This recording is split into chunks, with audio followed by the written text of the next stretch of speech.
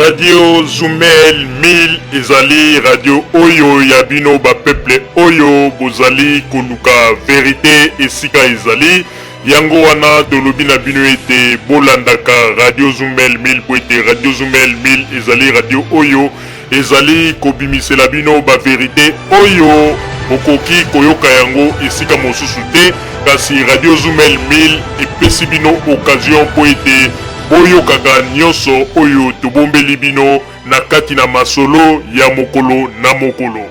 Ndeko mobali pe ndeko mwasi ebongi na bino koyokaka tango nyonso Radio Zumel 1000 po ete ezali radio oyo ezali kolongola bato kobanga pe kopesa ba information oyo ezali penza kati na bosolo yango wana ndeko koluka mosika te tala Radio Zumel 1000 ezali pene na yo yokaka Radio Zumel 1000 po ete ezali lokola vitamine B oyo ezali kokota na kati na nzoto na bino pe kopesa bino santé.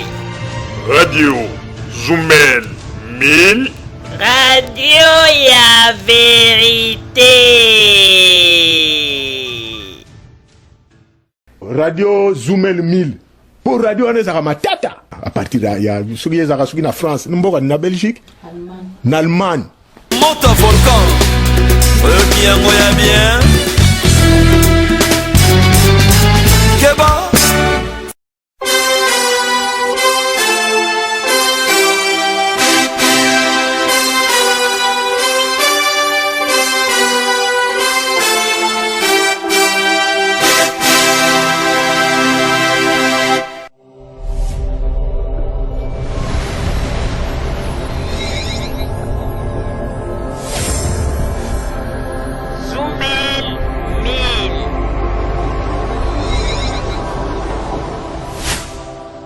Zumel 1000 ezopelkisa biso makambo oyo soki nga mikolo na komi ebotu nanga so na komi ndeni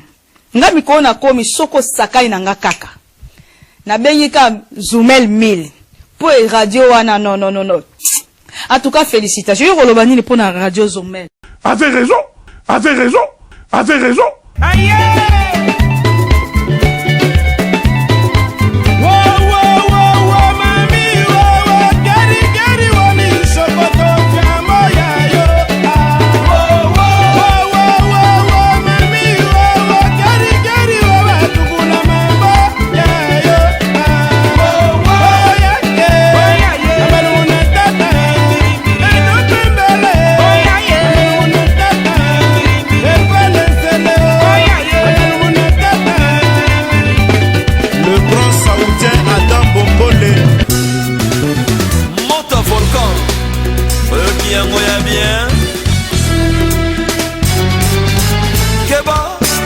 bandeko babolingo mbote na bino baibomisa na kolanda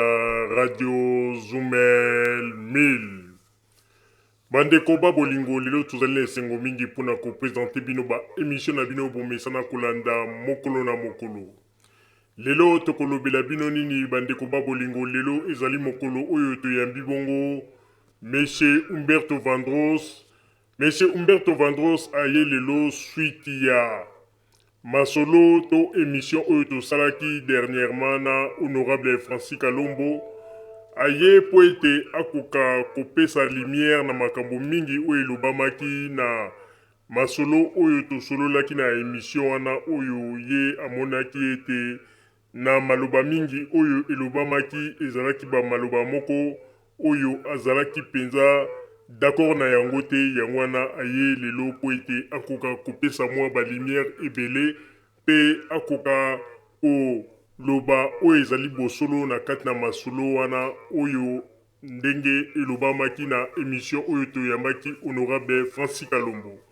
kasi ya mbote tokoka kolobisa Monsieur Humberto Vandross na kati na masolo na biso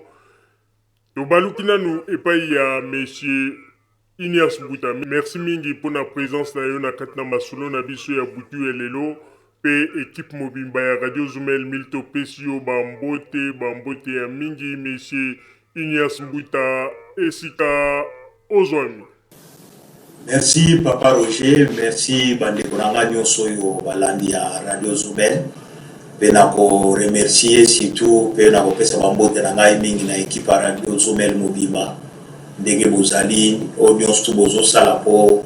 vérité koka koyoka na mokili mobimba pe na ba auditeur na biso sake na bosa na ndeko na Umberto amemeli biso mwa supu ya bien na butu ya lelo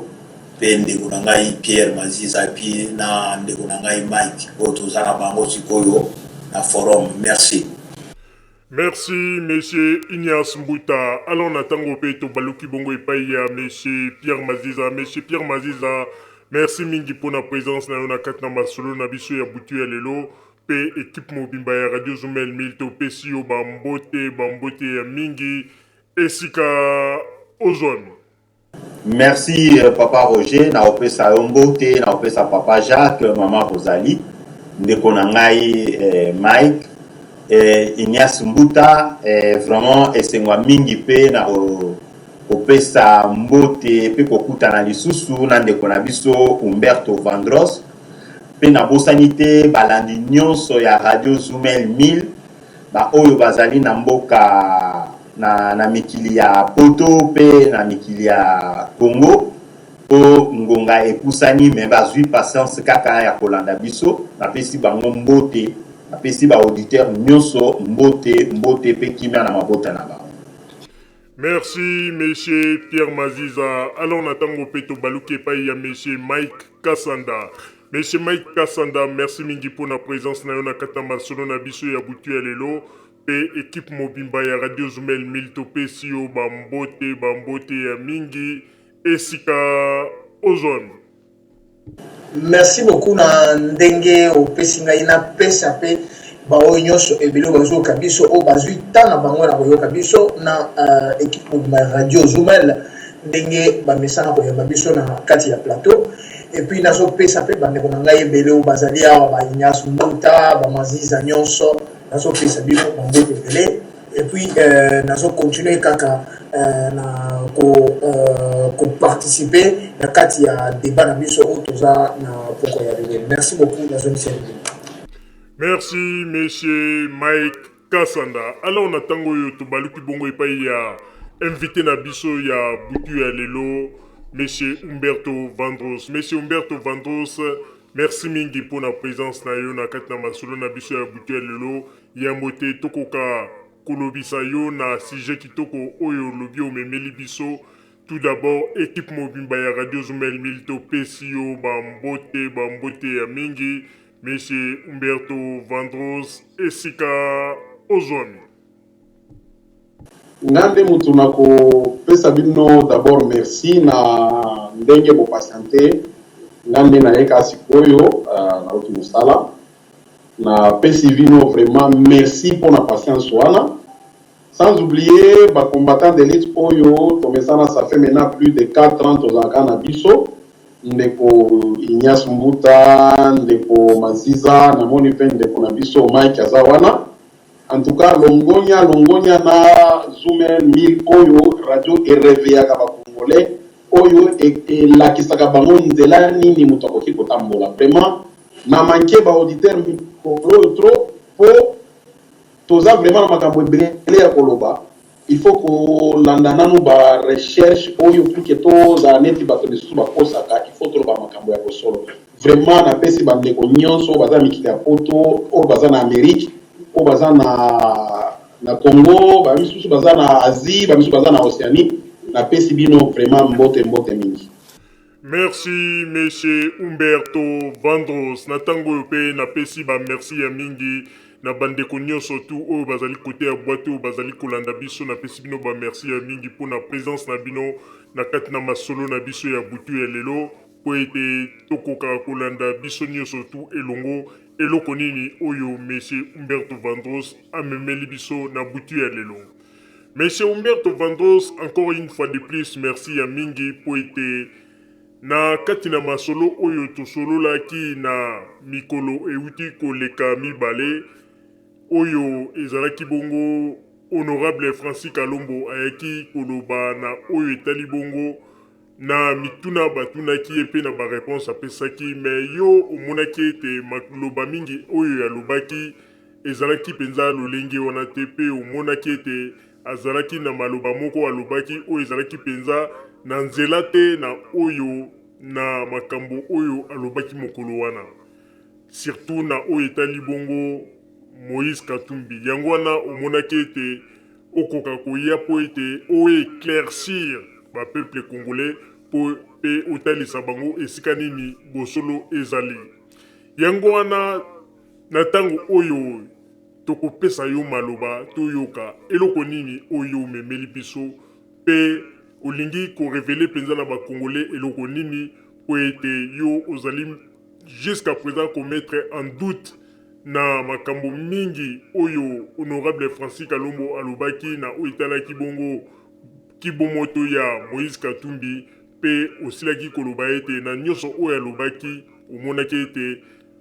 Francis Kalombo ayebi penza Moïse Katumbi na ndenge ya mozindo te. Yango wana yo oye po ete okoka koyebisa biso pe kotalisa biso na makambo nyonso tu oyo bango balobaki to oyo honorable Francis Kalombo alobaki ezalaki penza lolenge wana te. Yango wana na tango oyo monsieur Humberto Vandros sans plus tarder topesi yo maloba toyoka eloko nini oyo yo okolobela biso na butu ya lelo pe maloba ezali epai na yo s'il vous plaît. Papa Roger, eza vraiment mawa mingi o moni mboka na biso tomesana kokosa bato.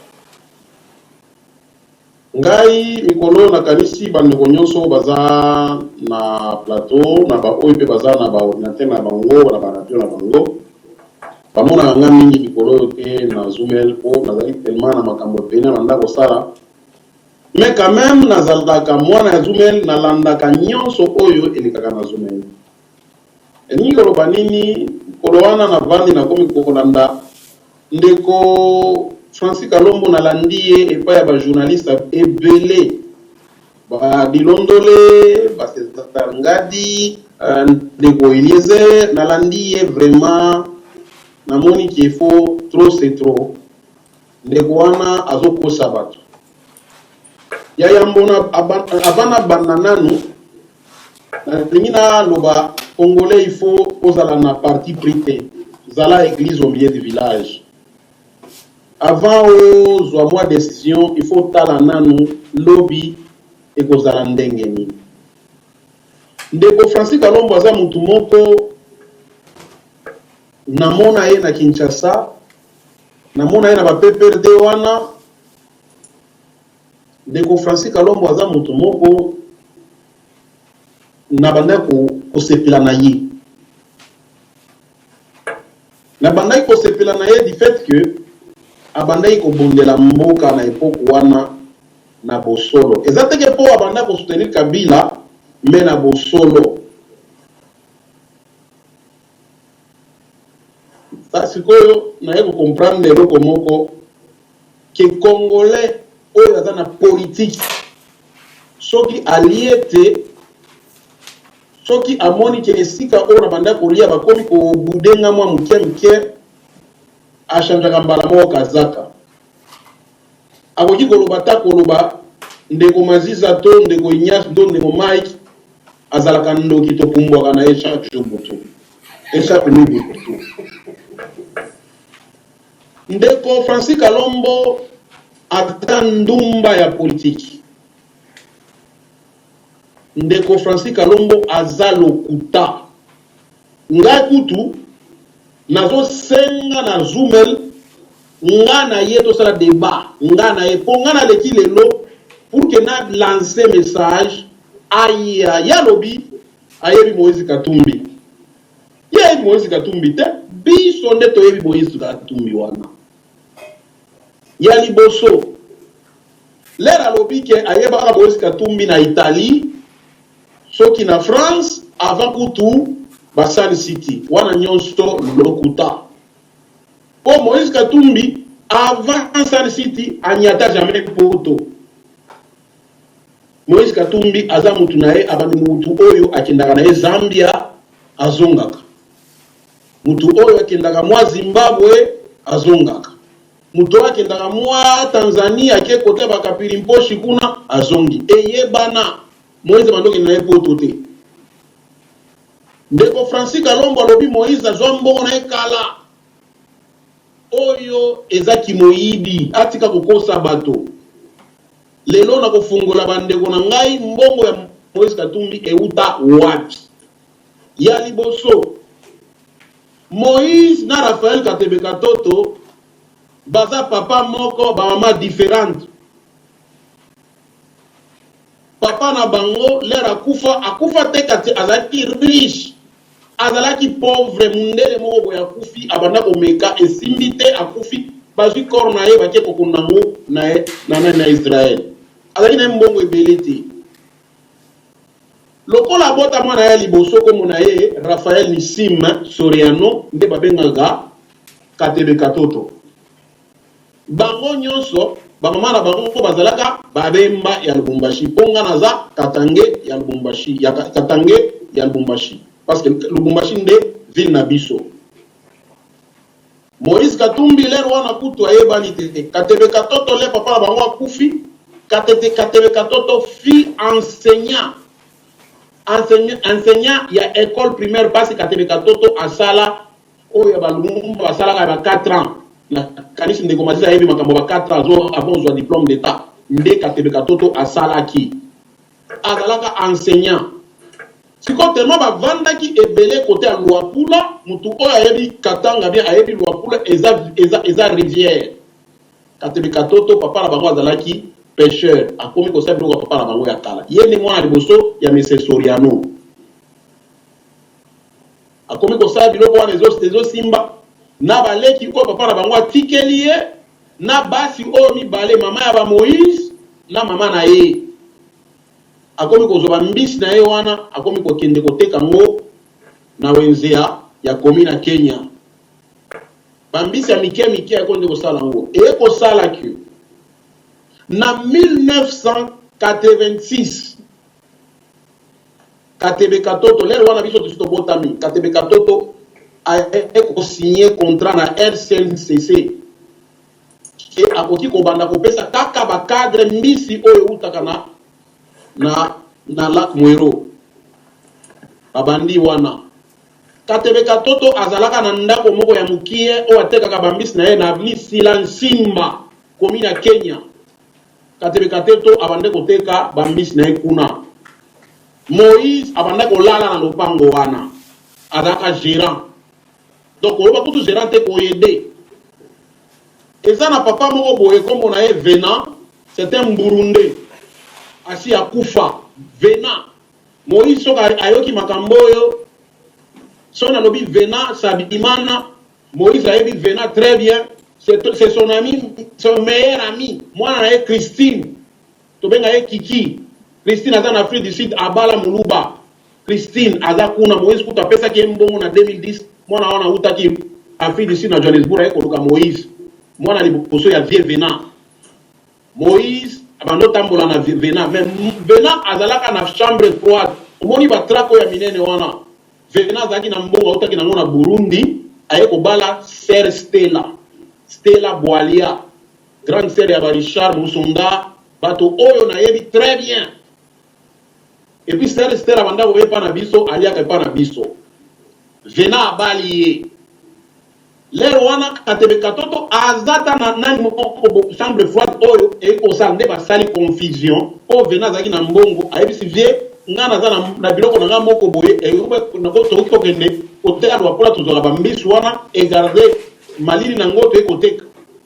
ekobanda wana après SNCC a proposé Katebe Katoto soki akoki kozwa crédit na banque commerciale à l'époque belgolaise soki kozwa crédit comme ça azana expertise wana koloba basamaki naona kutu mbisi pito na Swahili bambisi sikoye kosala ke Katebe azui opportunité wana na chance wana Katebe azui mbongo ya banque commerciale abanda futango malembe d'ailleurs mutu oyo nga kutalo makambo oyo auti kokufa le directeur Kabila auti kokufa na Allemagne auti kokuna Lubumbashi il y a pas longtemps azalaki nani associé na banque moko ya privé mikolo na Congo wana obenga yeso ki na bosa na komona ko se rappeler azalaki pe associé directeur Kabila aumela na banque commerciale wana nde bato bapesaki ATB nani wana Moïse lokola azaki petit frère na ye je na ye apesaka ye babiloko wana salaka boye omoni soki oza na Lubumbashi avant kota na Mwero eza na village moko bango babengaka yango Mulonde mbisi à l'époque ebimaki ebele sikoyo Katebe fallait ameka bamashine ye ya sika nde yaye kotinda Moïse na monsieur moko boye aza na Lubumbashi monsieur Kasongo Juvenal na papa na ngai na Moïse bakende bafandaki na Mulonde pendant 6 mois bavanda bango moko ndako moko baliaka na zamba bazosala makambo wana pasi Kateba kome na ye neti patron abandi mwa mbongo na ye sikoyo tellement confiance wana Kateba azosala biloko na ye ya propriété ekosala ampleur Katebe ayekosinye sikoyo contrat oyo emema Katebe sikoyo likolo na Jekamine l'air wana PDG ya Jekamine ezalaki monsieur Mulenda Mbo asigna contrat na Katebe banda kolivre kaka baagent Jekamine oyo baza na Lubumbashi soki amatisi production na ye akoki kosala tina bakolozi tina bakanzenze tina bakote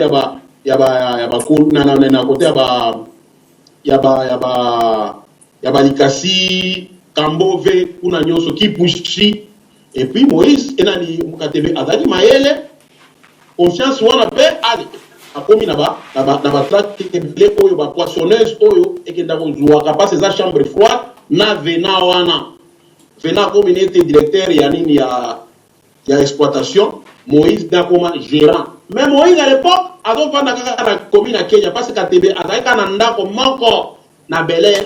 na avenue oyo ezalaki na ancien maire ya Lubumbashi Kaseba Makonko avenue Neflier Katebe banda ovanda wana l'air wana mon père travaille à la banque mais aza comptable ya Katebe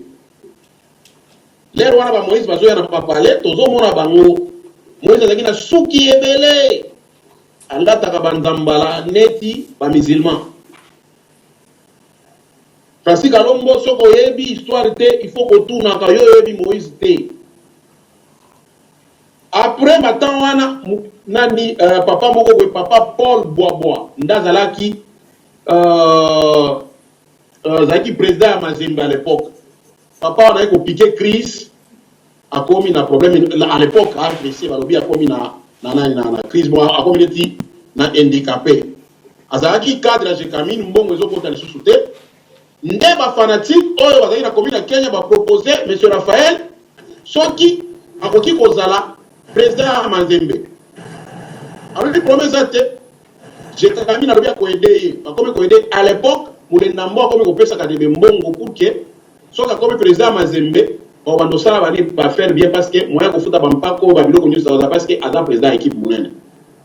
nde Katebe akoma président ya Mazembe ezalaki Moïse Moïse kutu à l'époque yebi ata makambo ya babali wana te yebi kaka makambo ya mbisi na mutu na ye yebi kaka makambo ya commerce te bakomi kosala makambo na bango l'air lupopo na kanisi ndeko Maziza aza mukolo ayebi ke lupopo nde ekipe ya liboso eganyaki lina foot soki boyebi yango bien lupopo azalaki ekipe ya liboso eganyaki parce que lupopo azalaki na président nango azalaki nani Lito Moboti nde azalaki président ya lupopo à l'époque Katebe Katoto bakomi kosala baconcurrence wana Moïse à l'époque aza na eloko te sikoyo ekosala crise moko ekokota na Mazembe na lupopo a créé équipe mususu babenga yango Scom Mikishi dirigé par Mutamba Dibwe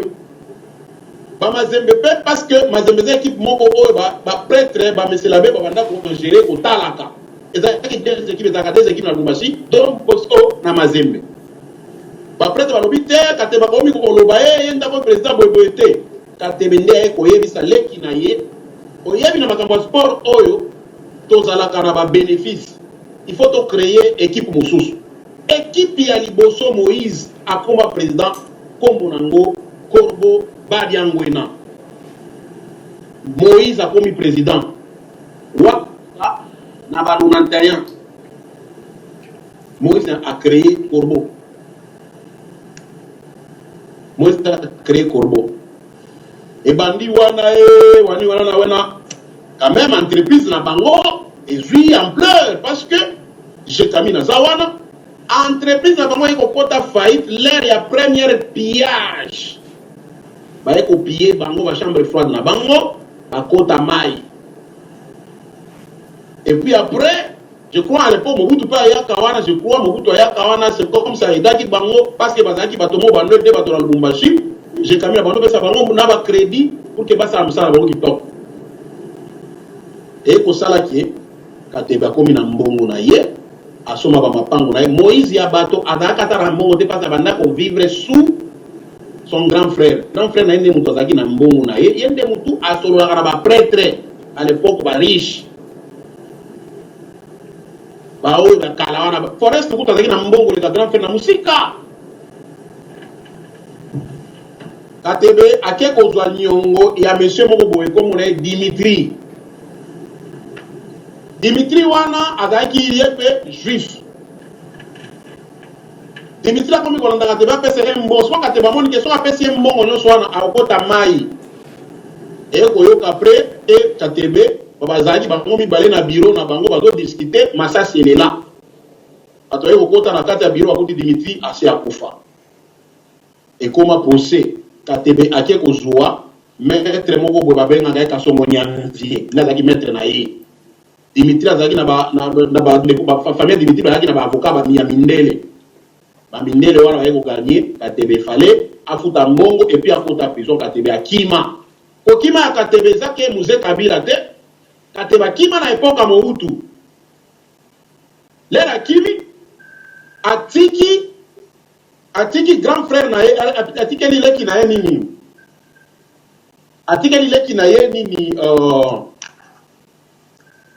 responsabilité accompagnée quoi. Article qui est responsabilité accompagnée. Article qui est responsabilité pour tous les qui n'a été article qui n'a ya moi si comme on est berta. Moïse vous tout le monde qui tebe azala balé qui n'est propre. Balé qui n'est propre. Oyo baza maman moko papa moko o article là qui biloko na ye. Article leki na berta akomi ko gérer babiloko na bango wana bon oyebi ka mwana mwasi azana mobali na ye azoma makambo wana entreprise ti na bandenge entreprise wana na redi shibino mutu nyonso oyo azolanda nga aza Lubumbashi entreprise ya katebe bande koyoka na lisusu te ekota mai Mzee Kabila pe aye kokota. Là, Mzee Kabila kota, Moïse azalaki na Lubumbashi. Alaka na Lubumbashi, azo solola na Balibanais. Azalaka camarade na ye moko boye ya Kivusie babenganga ye to du jour. Azala Lubumbashi ti lelo. Moïse akomi kosola na Sonville. Sonville akoma partenaire na ye. Lokola grand frère na ye kendaki yaza na mbongo te. Aebisi Sonville soki moya ezali Mazembe zo kufa yoza na mbongo soit Sonville yozwa Mazembe okoma président nango.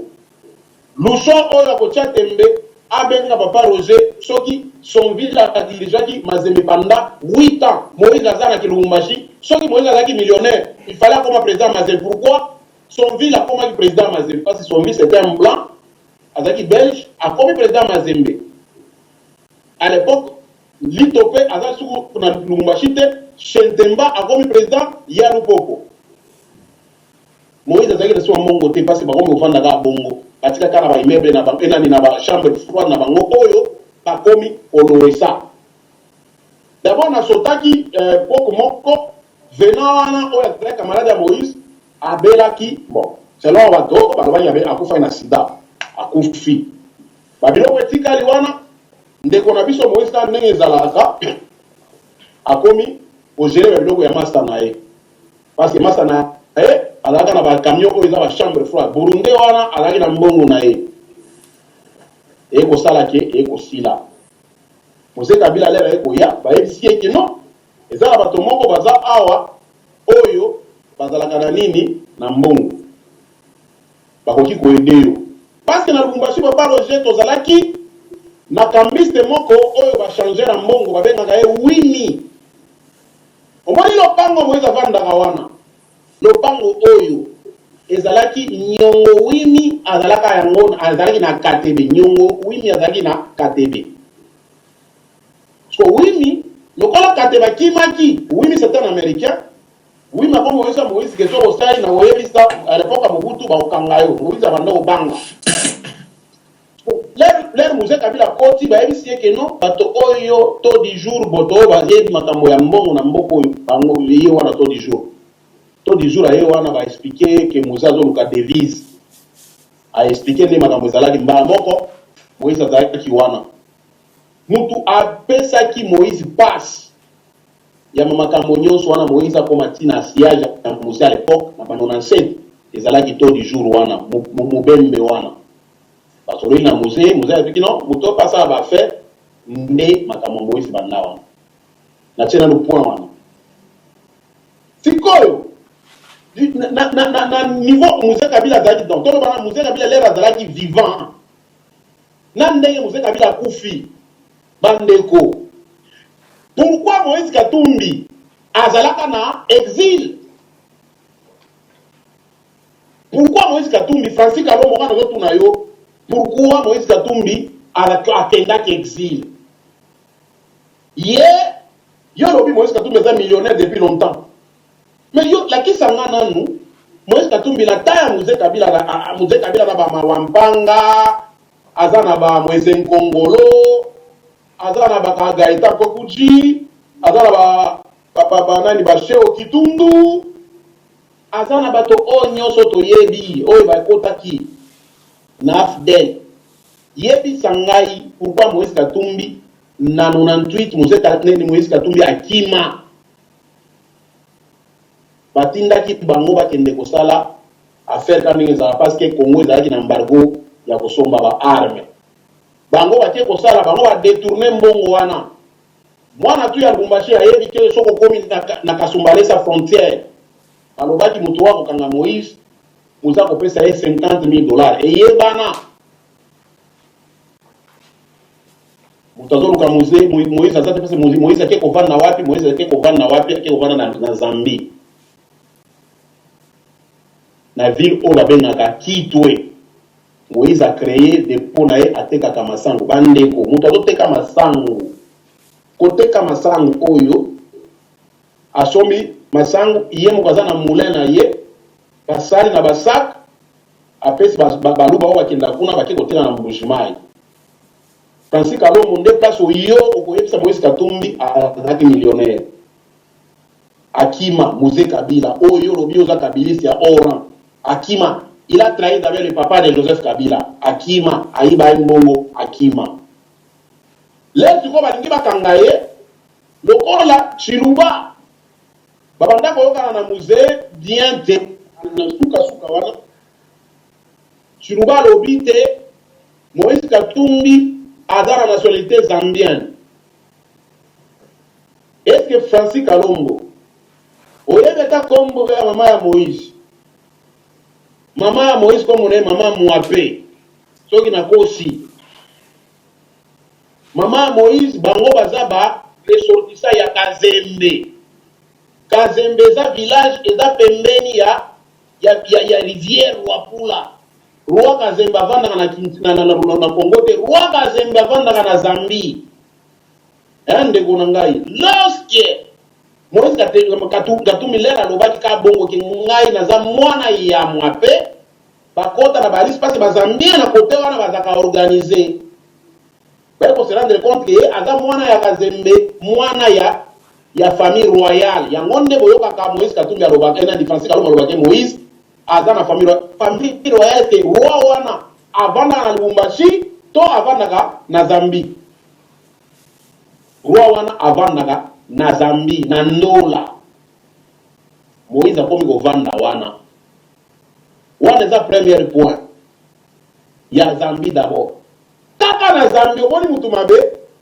bavandisi ye na Zambie kaka ye wana bayokani na Chiluba bake koteka entreprise Sins entreprise sims wana ebanda kosala Emerald esalaka na Quip entreprise ya l'État nakanisi ndeko Mazizi alandaka mingi information oyebi ke Moïse Katumbi azalaki na problème na gouvernement zambien. Et si ce n'était pas Joseph Kabila, il devait être en prison. Banga balanda ezalaki un mandat d'arrêt international parce que le gouvernement zambien il banda kolanda Moïse akende ko samba. Kabila asali makambo na likolo balave balebi no bafuti makambo nyonso wana. Osomona.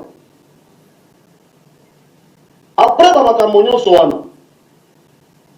Moïse Katumbi atikali na Zambie akomi kosala baaffaire na ye akomi kosala baaffaire na ye na baluba baluba oyo batoyi bango ngokas te ngokam ya moluba moko boye ngokam akomi kosala affaire na ye na Psaromatis c'est un grec aza na Lubumbashi wana Moïse nde moto akomi neti commissionnaire na bango soki Psaro alingi basomba sucre Moïse Katumbi nde moto akonégocier na bazambien oyo bakolo ba entreprise na balibanais bakolo ba entreprise na Zambie comme ça Psaromatis akozwa sucre na farine de froment oyo ngana eza ya solo ya misato Moïse Katumbi akomi kokolabore na monsieur moko boye komo na Mulunda monsieur Mulunda si akufa pona nini Francis Kalombo soko yebi tuna Moïse Katumbi Mulunda akufaki pona nini afikaki crise pourquoi parce que patron na yo alia kiembongo. Alors à part makambo wana nyonse bande koleka ezoleka Lubumbashi biso tout ozoyebate Moïse Kabila akufi là Moïse Kabila akufi je me rappelle que boyebi ke Mazembe akende ko beta balle moko bo na Afrique du Sud oyo ye Mazembe azalaki akolaki na Lubumbashi 1-0 na Orlando Pirates Mazembe ake na Afrique du Sud ake ko gagner Orlando Pirates 3-0 nde match à liboso mputu trésor abetaki non mputu trésor kutute je crois ezaki mbalala kuya nde mutu achaki babi wana ba fanatika Mazembe bazaki na Afrique du Sud balati ba polo bakomi Katebe Katoto for president mutu ayaki na ba polo wana ezaki nani Moïse Katumbi parce que Moïse Katumbi n'était pas au Congo azalaki na Zambie président à l'époque azalaki nani Sonville ozomona après donc c'est-à-dire que les autres qui yo Francis Kalombo okomi koloba n'importe quoi sur Kabila okomi koloba n'importe comme si yo yebi Moïse Katumbi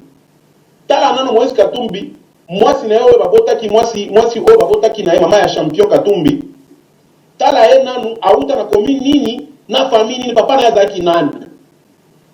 avant le makambo il faut tout na mutu Moïse Katumbi c'est un garçon il a grandi dans la commune de la Kenya commune wana ezaka commune ya bavoyou c'est une commune oyo neti bandar kutute neti matonge ezaka na bato moko do troublé Moïse ayebi nde bavi wana yo oye kukuta na Moïse eza na bato oyo nayebi ke baza batroubadour baza bato oyo baza ndumba politique eza yo Salomon Eskadela boyi Moïse Katumbi ta il y a des gens oyo baza kuna bakaba mba Oscar aza wana avandaka na Moïse nde mutu ayebi Moïse ozomona eza bato ebele oyo bayebi Moïse Katumbi kobanda na makolo ti na suka c'est-à-dire il faut Francis Kalombo avant de comprendre susu avant oloba makambo il faut bandako osala recherche à la source biso doit avoir le choix qui politique yo ozosala Francis Kalombo et la politique ya lokuta ya moyibi parce que moni qui est côté à Kabila mbongo et comme kokota susu te qu'est-ce qu'il faut faire yo Francis Kalombo au comme ko sas qu'on est Moïse Katumbi lokola a comme ennemi à Kabila ngana mi bimisa mbala mo comme ça na sala makambo boye comme ça na ndolo n'importe quoi oti ko lo makambo moko lobi ke Moïse Katumbi asali makambo ebele na Katanga la kisanga ya ta building oyo Moïse Katumbi atonga ata ya 20 étages la kisangai à part babiloko yozo lo makambo ya institut kiwele za institut o ba belge batonga soki yo Moïse Katumbi ozalaki gouverneur oyibi tina suka oko cha peinture c'est un problème asala sala investigation ya bien de Francis Kalombo kende na Katanga wana la kisangai building oyo yo aussi osala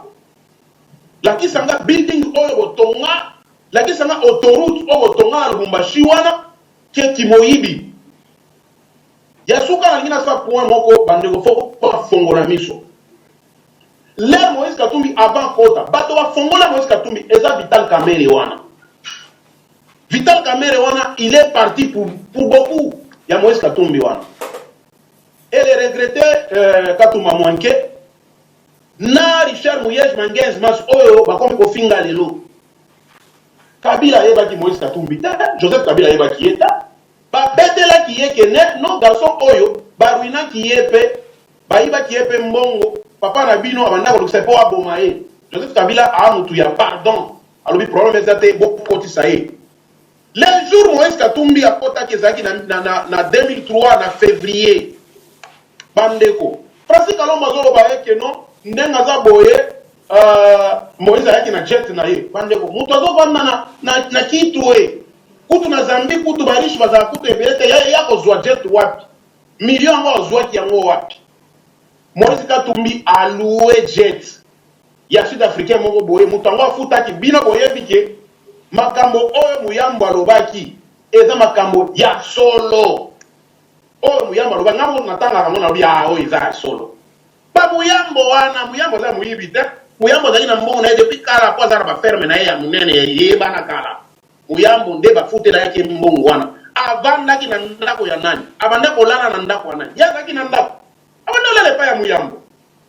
il a fait 6 mois na parc hotel bakomi koloba mbongo wana muyambo azalaki na Belgique lere muyambo aye afute ye bakomi kotambola bango kaka yango mibale sikoyo lere bakatumba wana basalima makambo Moïse Kabila amoni ke c'est un monsieur bien nde Moïse alobi te Jekamine azalaka na nyongo na biso il faut Jekamine apesa biso mbongo na biso Jekamine pe alobi ye aza na mbongo akopesa Moïse te na Katebe na bango ndeko na eza na entreprise Katebe comme ça bokende na baterrain na nga oyo eza non exploité na kopesa bino ba expert na ngai bokende kuna so bokomi kuna bozwi biloko na bino nyongo ezalaka combien ezalaki ya 36 millions mais bagagné procès et comme ceux qui va 300 et quelques millions parce qu'il fallait qu'on foute à dommage intérêt parce que nous avons ça qui 16 ans Moïse a eu beaucoup de ndeko moko Edo Kasongo azalaka député en 2006 biso na Lubumbashi to bandobenga Edo Bulongo nde ba créer entreprise na bango ya liboso pour que ba signer contrat il y a 3 ans mais entreprise avant comme nango Chani Group l'air wana Moïse Katumbi n'est pas même pas gouverneur mais Adam mutu oyo azotambola na bato ya PPRD parce que bato ya pouvoir ba pesi mo temps na parce que Adam mutu ayebi ko sala bango bino ko comprendre car les années masolo politique ezalaka ka moi commerçant za wana bo pesi mo passe pour que mongo ko taka na parti Moïse P a comme gouverneur comme gouverneur tellement qu'il est très malin il a oublié makambo nyonso sala ki wana a créé entreprise mususu comme nango MCK yo Francis Kalombo oyebi vérité que Moïse Katumbi ndenga za boy akanga nyonso nani na Lubumbashi oyo akoki kosala eloko Moïse ayebi te ba mese mwewa aza na Lubumbashi wana mese mwewa lelo ba mese Bokonda ba pika ba crise Moïse alobi ko sala tout na katanga te ngande gouverneur kaka ye moko transporter kaka ye moko teka kama sangu kaka ye moko teka donc nyonso ye moi sinaende directeur général ya MCK champion Katumbi directeur ya Chani Group champion Katumbi nde directeur ya société en transport oyo kaba minéraux ba congolais ya bakatange et que nango na Afrique du Sud butu lelo yo Francis Kalombo oyebi masolo place ebandaki te oya kokosa bato ozobi bato to omoni bato nyonso bazoba parce que oza besoin na mbongo oliaka Moïse Katumbi mais na pekisi yo déjà il faut oyebaki Moïse Katumbi na Kabila baza ba frère chango na mutu na yo ata olobi boye jamais Moïse Katumbi ako trahir Kabila wana te azosala makambo ayebi makambo ako trahir jamais il faut oyeba ngo soki aza bongo lelo eza mpona Kabila Joseph wana Donc après que ça monyo soana mutoza gouverneur na riche province net katanga bande kunangai pendant 8 ans muto wana ko comme milliardaire te muto wana bazo contrôler te contrôle mo balinga basala wana Moïse bato pouvoir ba bibotika parce ba yebi ke mongo pe banda ko uta wana to ba vérité lelo Francis Kalombo obosani ke mwa mbongo suipe osomi pe lopango na pigeon otie ba piscine na kati obosani ke kabila muto apesi yo biloko wana nyonso ba vrai kabiliste eza biso ba oyo biso ba vrai kabiliste toza na mboko oyo nde ba vrai kabiliste biso nde tokotrayaka jamais kabila biso eza teke po naza soki mwana katanga na malo machite na linga kabila pertiliwa yo koya kokosa bato parce tout d'abord yo zaki mobutiste yo et là un vrai kabiliste ne peut pas dire ce que tu es en train de dire ozo kosa bato ngana sengi yo boyi soki oza vraiment honorable ya solo omibenga honorable to cha table ngana yo ozo yoka bien to vanda ngana yo projet ya kozala wana micro katikati ngana yo sikoyo to débattre mais na kanisi ke ba auditeur ya monde ante ba koyona nde na kosilisa yo maloba po okosaka intellectuel ya lobby awa il faut okosa bato na niveau oyo non la politique ça s'apprend soko yebi politique te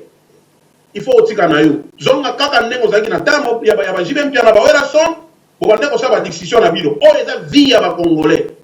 ovanda na PPRD au dirigeant mbongo a PPRD au soma mama pango na mbongo a PPRD tout ce que tu as fait au bosani place mbongo bande ko uta lelo ndeko mikolobaki Moïse Katumbi il a fait beaucoup au Congo ngana sengi okaka bande ko na Francis Kalombo ala sabino building oyo atonga etelemi na Lubumbashi lobi oyo eza œuvre ya Moïse Katumbi eloko te moyibi na moyibi aibi asilisi makambo nyonso apesi bino bambongo na basalomo eskadela bosepeli lelo okomi kofinga mutu oyo abanda kopesa bino makoki wana yango papa Roger nga namonaki babiloko Francis Kalombo alobaki wana ezala na Radio Kapi ezala bapatu nyonso alobaka na unaoka bapitamba bazokoka ete pasi bapitamba ndenge aza wana ayebi na ye makambo ya bakabilisi te fo naloba verité bapitamba akota na ye neti asimbi nyoka na katikati il faut kobandaka nyoka na mokila na ye ube na mutu nde koboma ye biso toyebi histoire ndenge bandaki toyebi ndenge Katumba Mwanke ndenge akotaki AFDL toyebi ndenge Rafael Ngenda toyebi Francis Kalombo akoki kolakisanga ata mokolo moko te mpo nayebi AFDL point nayebi mpe Moïse Katumbi point ngai nabomi biloko mosusu mokolo akoya wana nasengi papa Roger changa kaka na temps tokovanda na ye tokosala débat oyo ya baintention na kolakisa ye Francis Kalombo c'est un démagogue azokosa bakongolais parce que aza besoin na mbongo d'ailleurs je ne pense pas que bakongolais bakomi mature lelo bakovote moto neti Francis Kalombo na 2016 oyo bakovote lisusu te parce que ngai moto abongo na kosala contre campagne parce que Francis Kalombo faut atikala neti bato nyonso bapambala na nzela un député akosa biloko wana te okofanda il faut réfléchir otala nanu ata soki oyini mutu okovanda te ke banda kokosa makambo lokuta non zala mutu na mayele soki lakisaki oza soki assistant otangisaka cours soki ya histoire soki nini wana lakisa bato koya teke na masolo oyebi te yango na tuni yo oyebaki Moïse azalaki président ya Corbeau oyebaki te Moïse azalaki gérant biloko ya grand frère na ye oyebaki te ke Moïse nde mutu akende koreklame mbongo ya na ye nyongo oyo Jekamine azalaki nango nde désordre Congo ya bakongolais fo bacomprendre le bapesaki eloko wana bayebaki makanisi na ye nsima ezalaki nini le baye kolakisa ya kota na politique akoma gouverneur bayebaki te un monsieur comme ça nde bolingi bosala makambo moko boye ngai nakosaka na niveau moko te parce nalingaka Congo neti nakufa nga naza congolais à 100%. En aucun jour nakoki kocontrôler Congo wana mais yo oyebi ke mutu azwaki d'abord nationalité zambienne avant d'apeler na Zambie wana ateki pe ba entreprise za Zambie wana balie mbongo na président ancien président ya Zambie gouvernement ya Zambie na levi mwana wasa bakomi ko attaquer nani Moïse Katumbi Kabila protéger ye yo lelo yo kolobaki Moïse Katumbi c'était un bon monsieur c'était un exemple congolais mais tala ba congolais bon parce que vrai face à Moïse Katumbi Kabila aza bien Kabila aza très bien au finga kaye pour n'importe quoi, même tout mon côté, à ça la KMAB. Mais Moïse, basala qui est le moment qui est kakawa, na époque ya Muyambo, atinda qui va 100% va ko saccager. Voilà qui sanga nani mutu nini oya kritika Moïse na Lubumbashi. Mutu yozo wanda ko banga, un dictateur tout fait. Adata nina makila ba congolais à 100% c'est un juif akenda ko sala ba rituel na bango kuna Israël chaque année. Lelo bolo ba mutasomi ba mapango na Belgique na ba building aniyo awa na Toronto awa na Canada moi sinaza na ba mapango boni. Hein? Moi je n'ai pas mapango boni. Lelo yo Francis Kalombo. Okomi kolo. Nga combattant me na kola kisayo na adresse ya lupango mapango ya moi Moïse azui mbongo wapi. Oso ma building na Toronto ozui mbongo wapi. Mais au moment où bande konanga ya komina Katuba place ngamo kona botaki bakufa kanzala bazana courante bazana maite Katuba mai tondaka chaque jour. Bande konanga komina Kenya zela koto ya konyateza te kaka kote oya aéroport kutu sotele aéroport ngo eza ye mutabongisa kabina mutabongisa ngo akosi bato oya ye mutasala ki pont ya lwalaba wana na Kolwezi mbongo ya gouvernement lokuta kaka yeso ki gouvernement sali kambo fo atinda banono internet nono landu akende kosala ba émission pour que asala ngona nyota télévision nazo ebisa ke nazana États-Unis mais na landaka makambo nyonso kwa zanza katange na ye makambo tu yo ndenge oza po efoko ye makambo te vanda kimia yaka awa tosolola nga na yo nayebisa yo ke osalaka shwa ya mabe Kongo eza besoin ya bademagogue te Kongo eza besoin na bato ya solo olakisi bandeko na yo makambo eza boye lelo oyo soki Moïse akokaka ata kofinga Mouyej Mangenzi Manso pourquoi parce que Mouyej Mangenzi Manso wana aza géniteur na ye bamouyej wana nde bafale lelo soki Moïse lelo amoni Vital Kamerhe aza père spirituel na ye bato bakoti na masolo bango wana finga sa Vital Kamerhe na comprendre yo po Vital Kamerhe mutu alakisa yo nzela ye wana yo lelo soki lelo Francis Kalombo komi Francis Kalombo sanga Vital Kamerhe wana yango batrouble oyo kotisaka na bafilme na yo na bavideo na yo kosaka bato Vital Kamerhe aza mutu na biso parce que boye makambo kosola na se oyo okende osona mindele pour que lobi na lobi awa boya koboma Kabila ekoleka te toyebi bino bien na maide na bino nyonso boza nango oyebi mutu te okomosala publicité na poto o Moïse ava nyonso wana pour que Moïse anome yo okoma soki secrétaire général ya parti na ye walingi kokréer ya tosi toyebi yango wana papa Roger ngai nasenkaka mutu wana aya na plateau ya Zoom El1000 aya po ya lobi ayebi mais eza biloko mosusu nga na kolobela ye ka en face bafoto boni nga na lanse yango na internet oyo bafoto Moïse aza na mbisi nga moto apesaki nani le katange de katange nga moto napesaki eti ye ayebi bafoto nazwaki yango wapi baza wana na Jean-Pi Jean-Pi vie Jean-Pi lumwasi akufa asimbeli Moïse panye ya mbisi lelo wana Moïse azosala wapi botalaka foto wana nde bomona millionnaire yango ki millionnaire ebandi na grand frère na ye nde mutu abandi osala na bato ya mbongo à l'époque bato toki koloba na mbongo na Lubumbashi mais c'est Forest soki mais c'est Forest mwana na ye akomi millionnaire nakoboya te parce babanda depuis kala kasi famille Katebe oyo kaka ya bambisi alobi lobi awa nga kutu na botami na moni yango deja aza kutu na mbongo te aza soki na 3 kimalumalu ya pamba vena ekoya burunde ya bato aye na poissonneuse na ekutu eko eza sophistiqué burunde nde mutu apesaki bino lelo nde bokomi koloba ko ba millionnaire ki papa na bino tikela wapi bona sanga ndako papa na bino oyo atika ina Lubumbashi place yo zo vanda wana eza ndako na yo Moïse place zo vanda eza ndako na ye eza ndako ya nyongo grand frère na ye ndako ya wimi babotola wimi ndako pona nyongo mutu nyonso na katanga wana na Lubumbashi yebi ndako ya wimi azalaki nde responsable oyo abanda kopesa bato nyonso bambongo bakambisi bakende osala kambisi omoni donc soki bato bayebi mutu te lera ye kokota ayekosa même eloko na ngena bosana même stade ya Mazembe wana abandisa bato nyonso oyo baminie nyonso ayebisi bango efo bamana contribue makambo zobi makala mingi te bokomona kala mingi te kolekala batelevizio bokomona basignature ya bato oyo bacontribue mpona stade ya Mazembe wana. C'est pas que Kabila ne veut pas détruire cette équipe parce qu'ils ont fait fierté à Mboka. Mais il y a beaucoup, il y a à boire et à manger.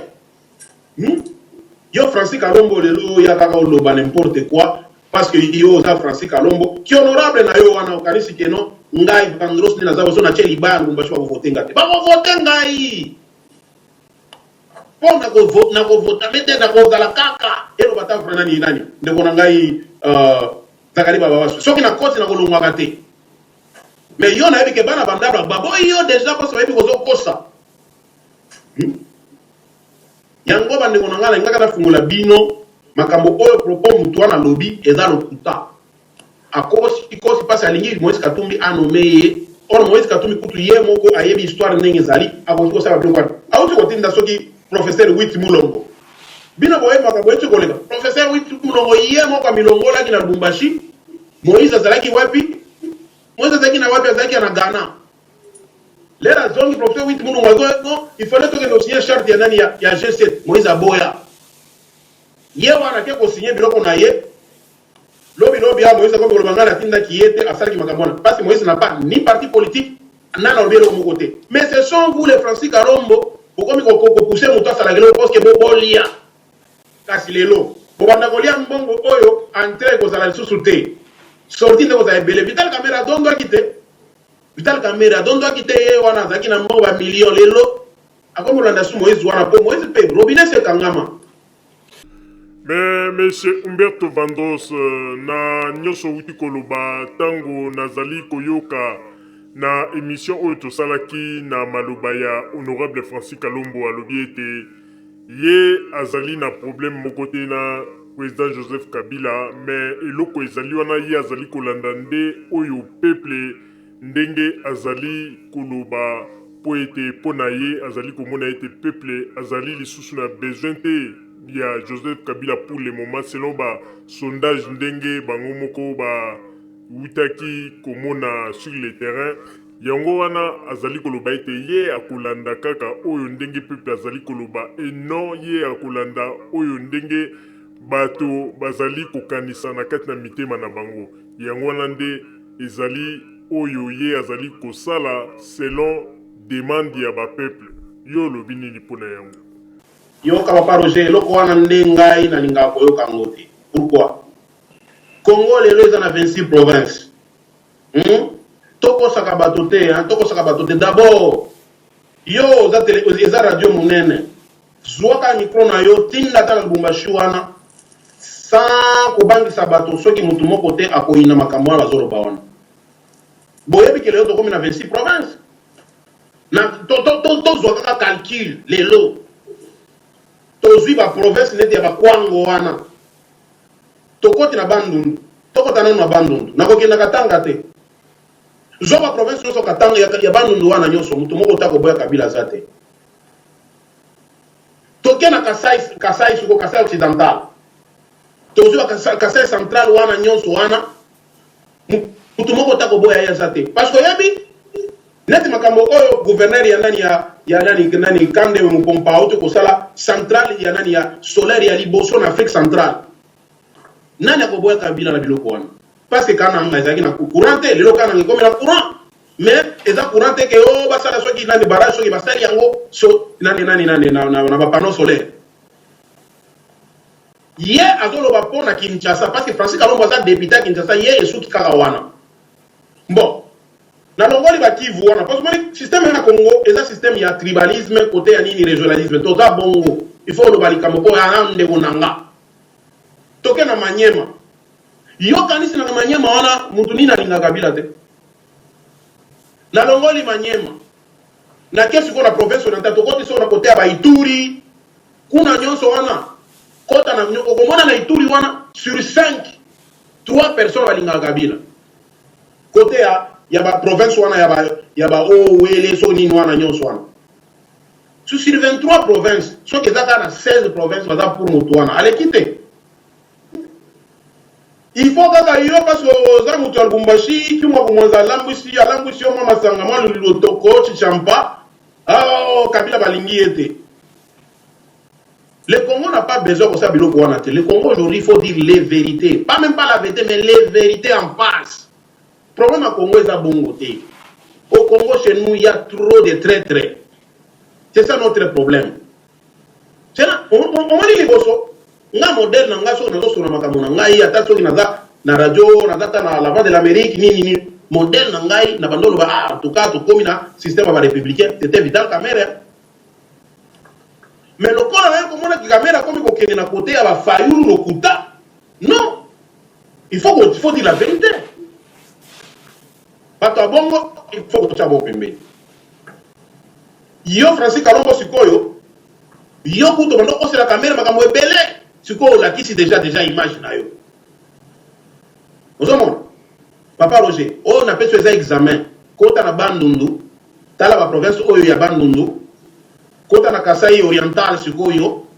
Côté oyo ongo Kasanja zawana. Soto keka na référendum. Yo moni Kabila ko lekate. Mais monsieur Humberto Vandros, ce qui te l'a dit, bah propos ya honorable Francis Kalombo na émission tout ça là qui est qui Yepe azali côté le melapo était à l'objet était Moïse Katumbi azali victime ya ba makambo mo ebele et surtout na makambo ya équipe na ye ya tout puissant Mazembe azali victime ya makambo mo ebele na ndenge bomonaki mikulelekaki équipe elingaki kende kosala entraînement batindi ba soldat pona baya ko kanga stade ba makambo ndenge na ndenge ye azali kolela mingi pona yango po ete ayebi ete ba makambo ya Moïse Katumbi mwa ba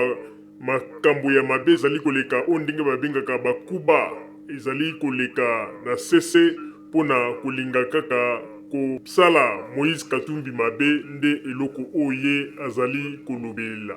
pona ye azali komona ete mwa ba provocation ya mike oyo bazali kolinga kosala epai ya Moïse Katumbi yango na ye azali kolinga kotelemela yango pe koloba na oyo etali bongo bato oyo bazali contre Moïse Katumbi. Papa Roger, tout d'abord il faut trouver la vérité. Bien sûr que Mazembe c'est une équipe aux autres fierté en Mboka. Malgré que Mademoiselle Bile Nazara fière parce que Mazembe est équipe en Mboka en Ngai. Attention il va te baïni, c'est une guerre normale. Est-ce que même attends la famille na yo, est-ce que tu vas linga Roger? Mutu mosu pe ako linga yo pe na mbebo kaka, mais na kati ya linga yo te mais c'est Roger. Yami balé. Est-ce que Francis Kalombo oyebi bien que na mboka o eza normal. Na mboka eza normal. Dépense oyo Mazembe sala kawana. Il fallait pas que tu vas parce que ça corruption moko totale sur tous les plans. Oyebi yango. Mazembe nenga za boy mbongo na bango bazwaka ngo wapi? Omoni président na bino Moïse Katumbi. L'air kaka longo ki gouverneur ake koteka MCK. Oyebi yango, ateka ngi yango pourquoi parce que lozoro mbambi azolinga siko ba papier moko il faut battre. Oyoka. Akende kote imagine toi un mois kaka ya papa mbo ke koteka entreprise na yo. Source oyo mbongo ngo kotaka. C'est-à-dire Mazembe nami koleko ya crise kokota parce que robinet kangami nyango wana robinet kangami mbongo banda komizuela sikoyo oyo il faut mbongo emisala yango moko. Mais monsieur Humberto Vandros soki pe tolandi na ba propos ya honorable Francis Kalombo alobi ete Moïse Katumbi azali moto oyo azali na bambongo na ye c'est un millionnaire mais ndenge ni yo azali koloba ete tout puissant Mazembe akozala na ba problème na oyo etali bongo makambo ya mbongo alors que président na bango azali déjà wana azali déjà na bambongo na ye omoni te ke à un moment donné makambo oza koloba oza kobeta libanda. Papa nazoyebisa yo ke milieu ya Moïse Katumbi soki tolandi yango oyoki Papa Roger lelo bato ebele baslamuki na Lubumbashi pour voir de l'information. Il y a beaucoup de gens qui vont porter plainte à Moïse. Ils vont porter plainte à Moïse. Oyebi Moïse azalaki neni avant ça likambo faut katela na mbongo. Tel que fungurume baza ba témoin. Tel que fungurume ando pesa ba taxe ya province et l'équipe même na taxe ya l'état. Mais était ezalaki sous taxe. Mutu moko ta koyoka ngote parce que Moïse ko itumaka mwana ko ezata kabila bengani bino to yebi bato ebele bamutanda mai nini Papa Roger omoni place ya azalaki neti roi intouchable la kaniso yebi journaliste moko boye Mike Mukebai yepe na oluka ye Mike Mukebai wana yebi katanga mukolo nini ye avandi mivande la Kinshasa ti lelo alobi na yebi Moïse Katumbi bota ela ngaki ndoki odo omona na Congo po Moïse Katumbi bomoni ya tana yango bakimaki bandeko ileze bakie bango nyoso le jour na mazemba zozo bakupu wana ils ont cru Moïse bazongi boy yelele Moïse pèse bango mbongo te. Ok, merci monsieur Humberto Vandros na nyonso aussi likoloba na banzi ekotinda biso pe tosala nyonso toluka lisusu honorable Francis Kalombo po ete a réagir pe na ba propos na yo na makambo yo lobi akozala pe na ba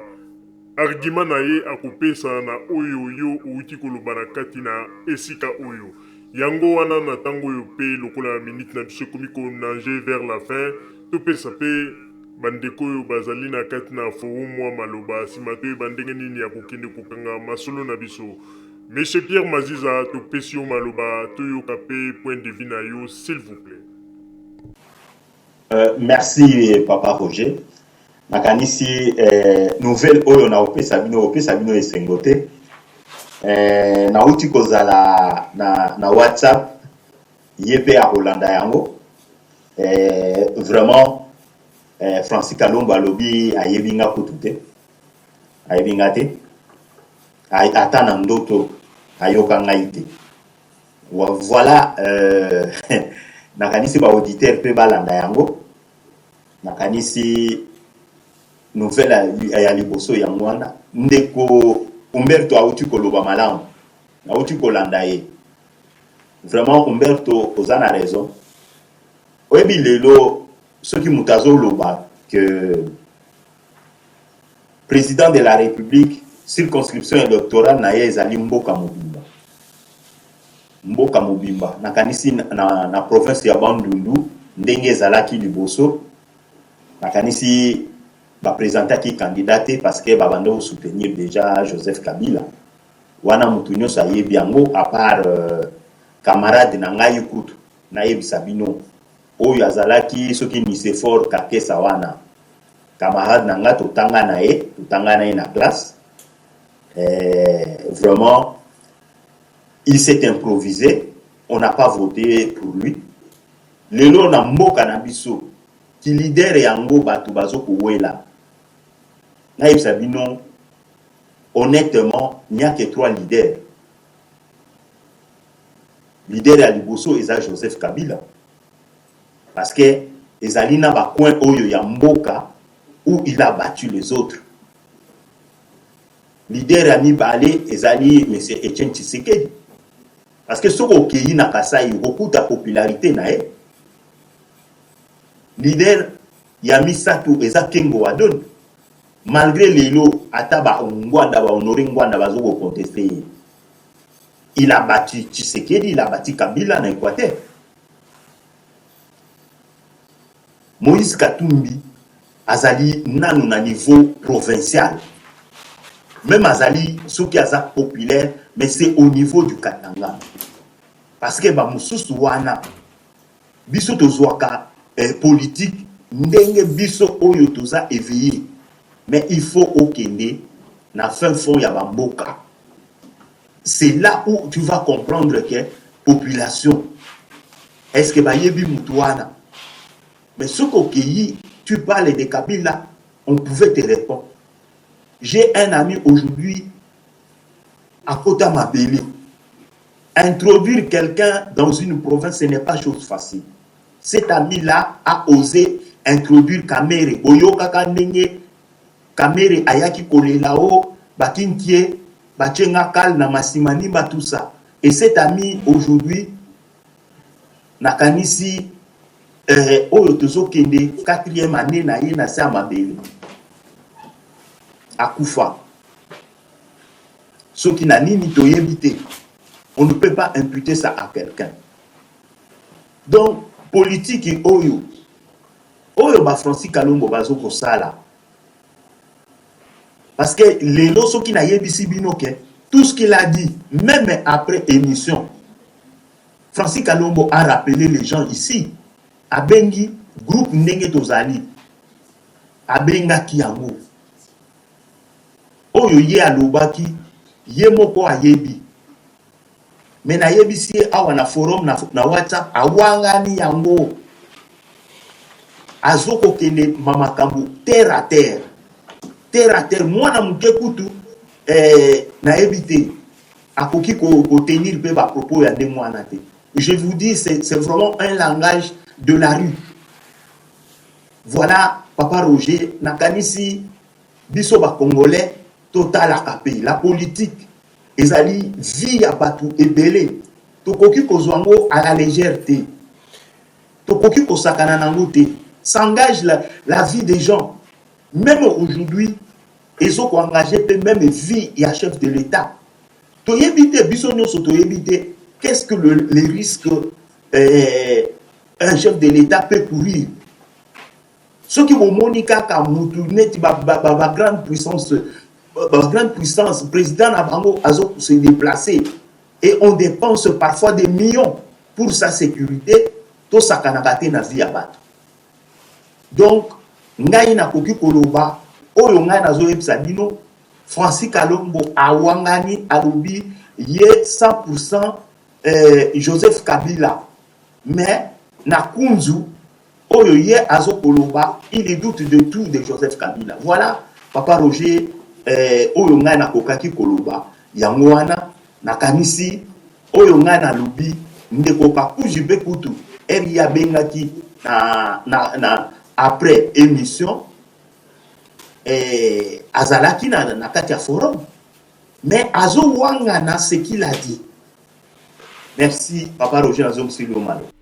Ok, merci, monsieur Pierre Maziza. Alors, on attend que tu paye à monsieur Ignace Mbouta. Monsieur Ignace Mbouta, toujours point de vue na yo. Malo bezali paye na yo, s'il vous plaît. Merci, Papa Roger. Merci, Ndekonanga Umberto. Donc, au commission a pris la place où on a dit que comment la vérité est belle. Oui, Ndekonanga Francis Kalombo. Yango bomona kanazalana courage obenga honorable parce que moi j'ai des honorables amboko nganazali on a respectaka. Alors quand je vois quelqu'un qui ne mérite pas na benga honorable na komi ko osete na fongola munoko na benga honorable. C'est pourquoi boyo kakata mo même émission na zo sala na benga jamais honorable. C'est à cause de ça. Donc j'aime les politiciens et j'aime celui qui fait la politique. Nandeme ya Boussolo, ya Mandiete, parce que lui, il fait la politique mendiant, donc ya Senga. Parce que à l'IET, à l'Inginde Sugoyo, à Tekamobim Wabatupo, va pesailler quelque chose. Alors ça, c'est ça que je vois souvent, qui est trop dangereux, et c'est pourquoi même, dans la d'émission, quand je vois un certain Kalombo être parmi les cercles vicieux, il y a président Nangaï, alors j'ai peur de mon président. Parce que je ne sais pas cet entourage-là, il y a Batulogo la Bakalombo Moussousso Bazali. Et c'est ce que j'insiste souvent de dire que le président doit faire attention. Dans mon justice na Congo na biso, quand je regarde la soi-disant avocat lokola Bakalombo, je mets en doute la justice congolaise. Parce que l'avocat ya bongo baza ebele. Et il y a un peuple à confiance, il y a justice ou anati. Parce que quand tu regardes des gens comme ceux-là, et Azul Bapeke, Aza professeur, Aza intellectuel, il y a un mot vraiment allergie à intellectuel à cause de l'intellectuel local, Bakalombo. Alors quand je regarde toutes ces choses-là, je réfléchis à mingi. Et le Congo est condamné à cause de ces gens-là. Le peuple est condamné à cause de ces gens-là. Parce que tous les gens battu à soloté ou à copiner ça, Congo la place où ils allaient. Je pense, Papa Roger, Pierre, la dernière vidéo, il y a moi, c'est pourquoi ils ont parlé sur les changements climatiques et la politique africaine. comment biso africain to kozala aza mwana mwasi. Mais ce qu'il a dit Francis Kalomba Boloba Mote Kamere ne peut pas le dire, ni Moïse Katumbi ne peut dire ce que la ville a dit. Pourquoi? Parce que bazaba politicien Yansana. Ou Roger Lumba ba politicien donc ba combat tout fait. Donc Bangoana. Et c'est ça qui fait que tu retrouves même souveraineté à pays na bisoté à cause de ces gens-là. Parce que baza bateau bazo teka biso muke partout bazo kende bazo teka babiso. Alors je regrette beaucoup. Donc vraiment ya bozana bato ande ngwana na kati mboka na biso. O bazo prétendre kolinga Congo mais au fond lingi Congo te. Ba lingi Congo ndene terrain na bango. Parce que tout ce qu'il est en train de dire, et je regrette même ces enfants qui lui prétend enseigner l'histoire du Congo. Et quelle histoire qu'il enseigne à ces enfants-là? Histoire à Congo nini? Où il y a enseigné Banawana. Ah, c'est ça vraiment qui est pitié pour la biso ba Congolais. Il y a Bozalana Bato à Bongo Katamboka. Mais je pense, dans le Lobanzambe Balobi, que ce qu'un homme aura semé, il les moissonnera aussi. Soko lona gi nguba na bilanga na yo okuta nguba mutu okende lokota masangu okuta peka masangu café okuta café soko lona gi café olona gi bakakaote okuta kakaote amweke ndeke mutu ayaki kobwa kango amweke ndeke pe mutu ayaki kobwa ka masangu ou bien nguba na kati ya bilanga na yo ya masangu. Ça c'est la parole de Dieu, ce n'est pas moi qui le dis mais c'est la parole de Dieu. Le Moïse Katumbi, son nez traître, il restera toujours traître. Francis Kalombo, c'est la même chose, a joué le même rôle. Et moi, je vais beaucoup traître sous ce n'est pas quelqu'un qui peut continuer à vivre comme ça. Parce que sous Kanangwa a trahir, la mafia traître sous Kanangwa et il y a même la famille, la mafia. Moi, on va trahir. On le tue. Il y a un homme qui traite et il faut se méfier à manger avec ces gens-là. Le président de la République doit veiller sur son entourage, savoir qui est qui, nani na nani. Il y a un moment où il y a une compagnie, au tindi CV, il y a passé, il y a bengi pe na ba compagnie, tout les cas, pour bailler ba nani na nani. Au cosité. Ça, c'est ça qui doit se faire. L'entourage du président de la République. En tout cas, merci beaucoup de Gorangaï, Berto. Parce que autour, il y a tout puissant Mazembe. Moïse Katumbi est né tout puissant Mazembe existait. Si réellement Moïse Katumbi n'a pas des arrières passées, je le dis haut et fort, n'ayez porte-parole, n'ayez Francis Kalombo, s'ils n'ont pas des arrières passées derrière cette équipe, je pense que l'homme avec son honneur, Moïse Katumbi, doit démissionner. Alors, on a tête, il y a équipe, malgré ça, donateur, a fait ça, les sous-soutés. Ce qui peut aller au Koufa et Koufa. Mais je sais qu'il y aura encore des Congolais, des âmes. Au Balingi Pendele en Bokane Koyate, Bagotombola tout puissant Mazembe. Alors s'il est vraiment sincère, il n'a pas des arrière-pensées avec cette équipe, qu'il démissionne. Zamba Pamboraye place à Zali. Il y a pas démissionner parce que Mazembe échange Kazaka, Mazembe comme société, Azana va pas à sa somba. Donc, il est toujours partenaire et Azana associé à vie. Parce qu'il y a ces parts là-bas. Donc, Mazembe, comment déjà la structure mourrait, les Goku Fabokon Goté, parce que à l'ongoué, les lots, même bon, on est aux Arabes. Ok, pour être token indépendant dans le Lumbango, pour être tokomi qu'on nager vers la fin, Monsieur Mike Topesio Malouba, toujours à point de vue na yo, s'il vous plaît. Monique Kongai, merci beaucoup. Merci beaucoup, Umberto. nourriture ngai na koloba nourriture po ete tolakisi bandeko ebele po biso bacongolais tolela baspéculation trop. Il y a les gens qui se permettent de dire n'importe quoi, surtout pour un sujet qui prennent Moïse, comme dit son nom, comme Moïse, au Bible. Pourtant, ils ont kaka bande, mais na koloba po ezali réalité, ils ont kaka succession ya bande ya ba malfaiteurs. Ndenge yo moko lobaki déjà très bien, tu as na développement na yo lobi ete Moïse, il connaît très bien Eshika Joseph Abimisaye. Kaka Moïse était. Ndeko Francis Kalombo également ayebi Eshika Joseph Abimisaye. Parce que ceux qui te lobby to banda kozonga ta mwasimo ndako ne ya liboso oya komu vanda na limite na nini na ipene kuna na éviter soka tongaka ngo erazalaka na poto. Je ne sais pas. Il est dans le luxe grâce à qui? Grâce à Joseph Kabila. Nazo kende na regret moi mingi de comprendre que parmi ces gens se font une bande pour se moquer de l'intelligence du peuple congolais. Ils ont ça na ngai pasi makasi. Et rozomona ki parmi ba classe ya bato bazolo babonzo ba nyonso wana. Ce sont les gens qui se placent à la tête comme professeur, comme assistant, comme donc pour maintenant moquer tout kosakanana mayela ba peuple congolais. Moi ba question Umberto yo posaki ezali ba question moko bien makasi ya que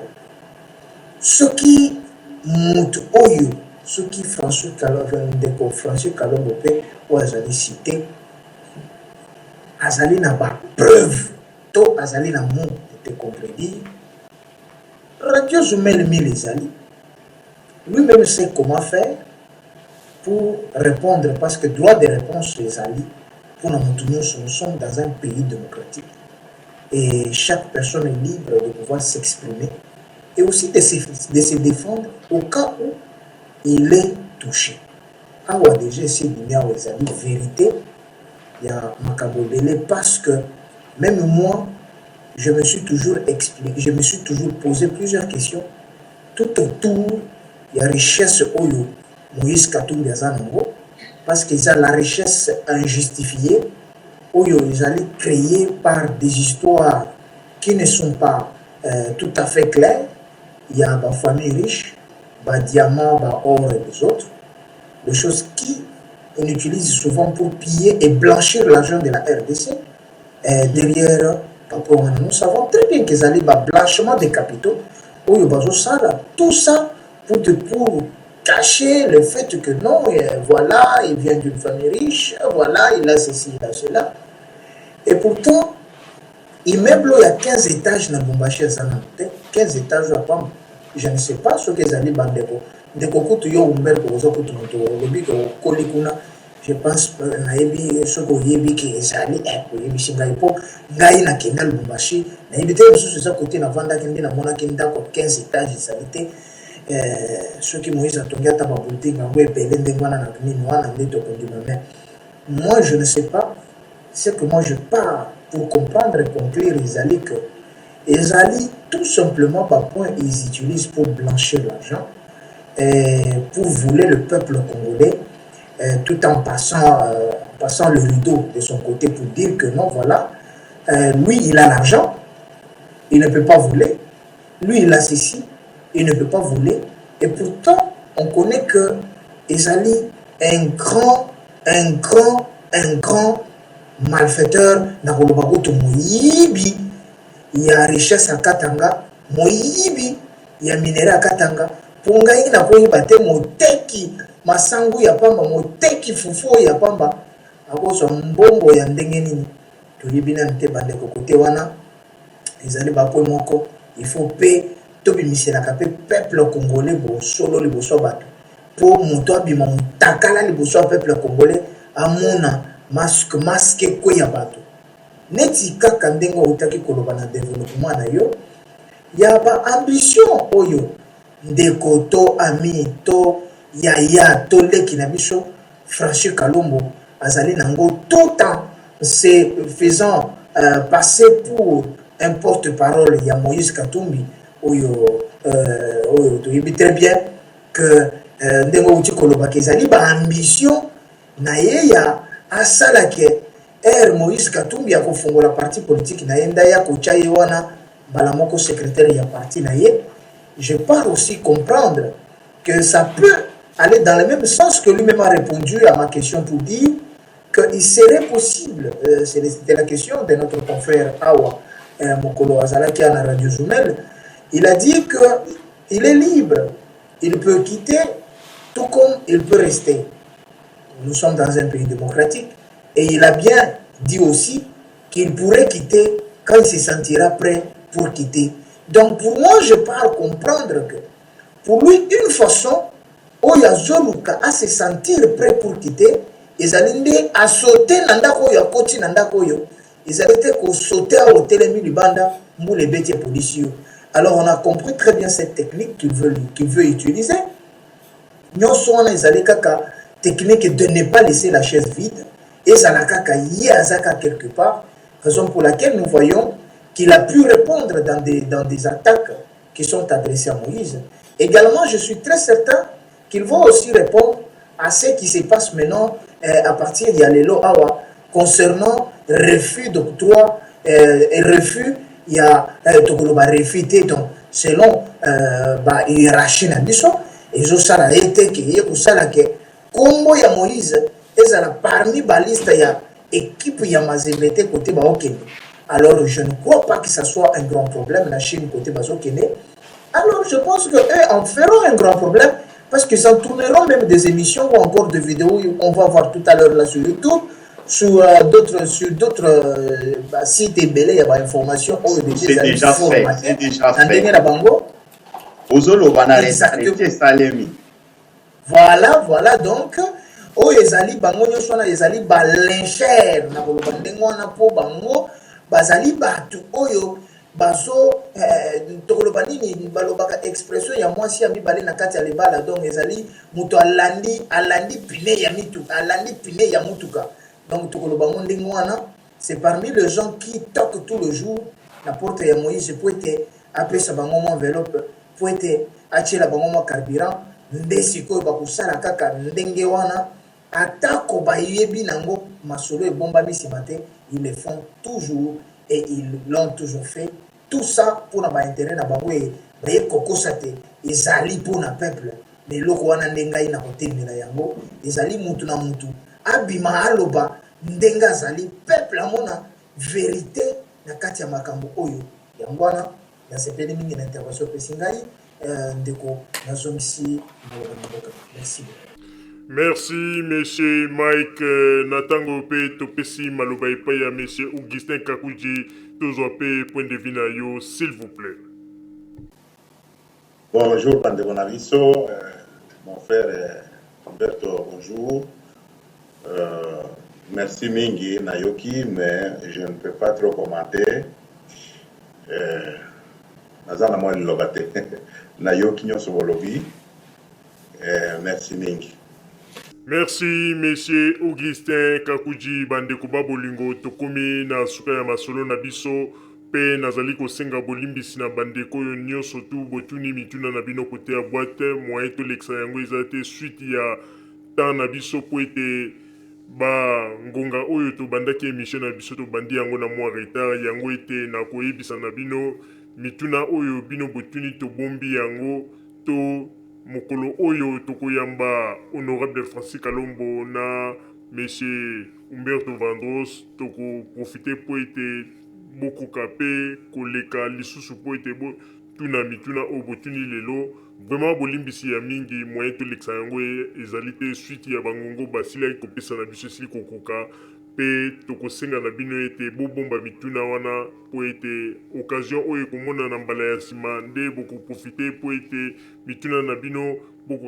bokoka kotuna na yango po ete monsieur Humberto Vandros arépondre na bino.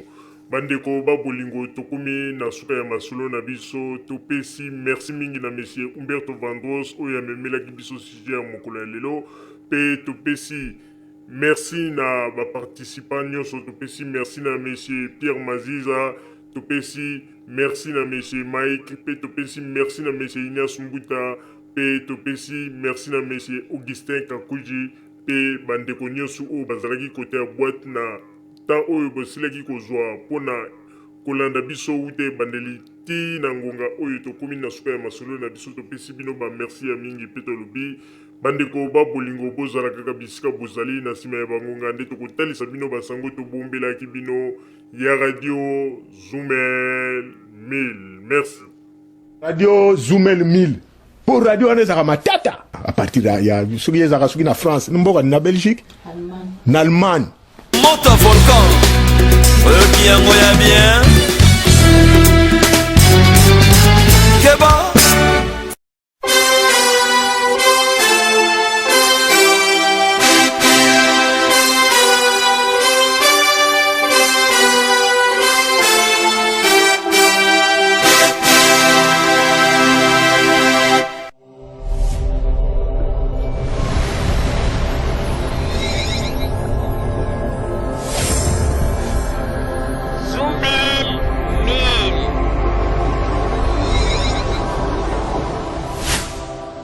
Zoumel 1000 ezopelkisa biso makambo oyo soki nga mikolo nakomi botuna nga so nakomi ndeni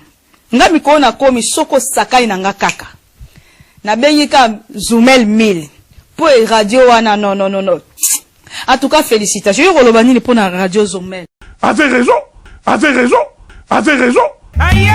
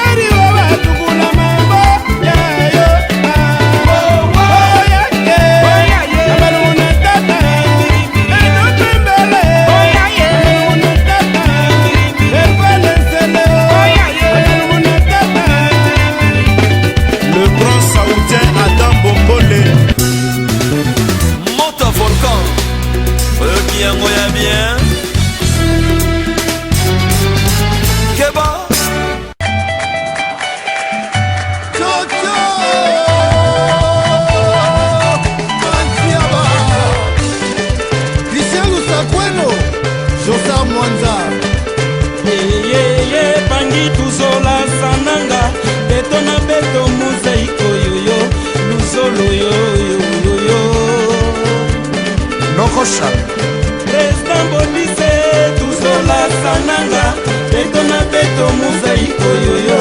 lusolo yo. Adianti mokomba koba.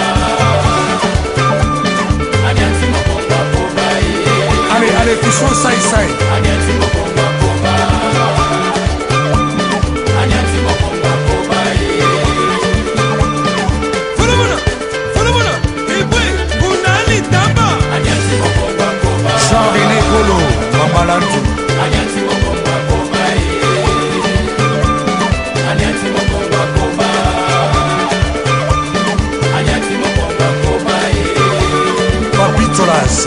André les Safoutiers, Adas.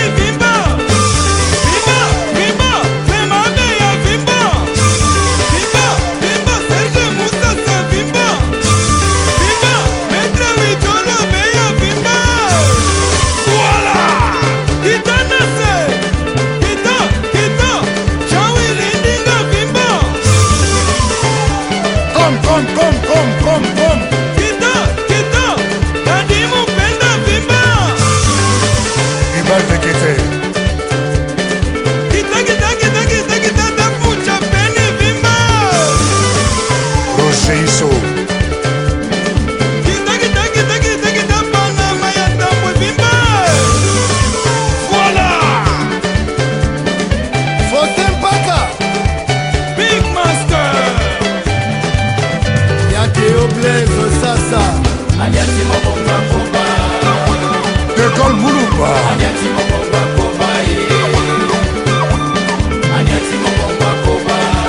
Horizon Masamba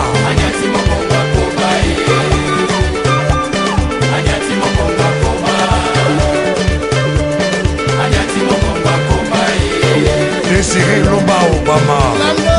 Batibuka Hilaire Mabelonga Osaka Hubert Betamona Kati Betamona